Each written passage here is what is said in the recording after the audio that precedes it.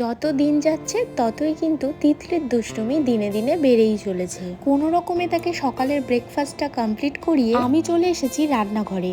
আজ রান্না করব আমার মায়ের থেকে শেখা একটা রেসিপি। হ্যালো এভরিওয়ান, আমি তনুশ্রী আর আমার আরো একটা মিনি ব্লগে তোমাদের অনেক অনেক অনেক ওয়েলকাম। ভিডিওটা ছিল এপ্রিলের 24 তারিখে। তিতলির পাপা গিয়েছে 3 দিনের জন্য সুন্দরবন, তাই এখন আমার মাথায় অনেকটা দায়িত্ব। একাই মেয়েকে সামলাতে হবে 24 ঘন্টা।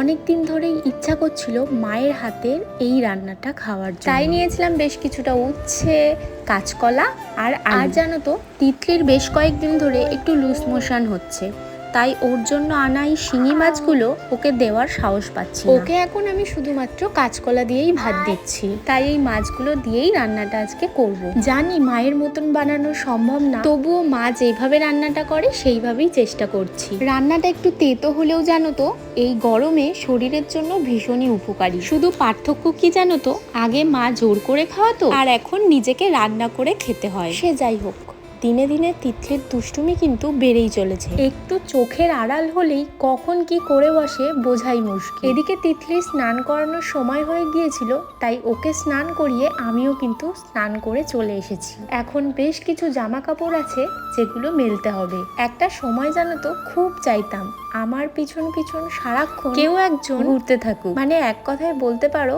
আমাকে চোখে হারাক। আর সেই চাওয়াটা আমার জীবনে ঘটে গিয়েছে। আমার মেয়ে আমার জীবনে আসার পর থেকে এখন সে আমার ছায়া সঙ্গী হয়ে গিয়েছে।